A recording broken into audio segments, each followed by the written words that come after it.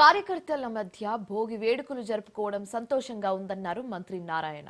నెల్లూరులో భోగి ఉత్సవాల్లో ఆయన పాల్గొన్నారు. భోగి మంటలు వేసి సందడి చేశారు మంత్రి.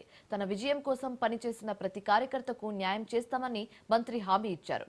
అభివృద్ధే అజెండాగా ప్రభుత్వం ముందుకు సాగుతుందన్నారు నారాయణ.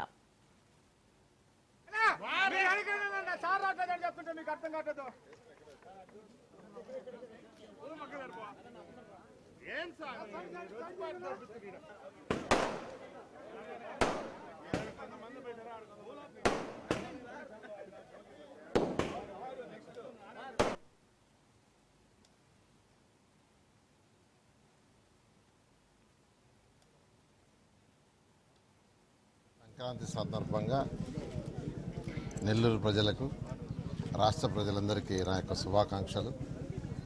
తెలుగు వారికి ఉన్న అనేక పండుగల్లో ఈ భోగి, సంక్రాంతి, మకర సంక్రాంతి అనేది చాలా ఇష్టమైన పండుగ. ఎందుకనంటే ఎక్కువగా రైతులు పంటలు కోసి ఇంటికి పంట తీసుకొచ్చుకునే టైం ఇది. సో వాళ్ళ ఇంటికి పంట ఇంటికి వచ్చిన తర్వాత వాళ్ళ ఆనందానికి హద్దులు ఉండవు. సో ఆ సందర్భంగా చేసుకునే పండుగ ఇది.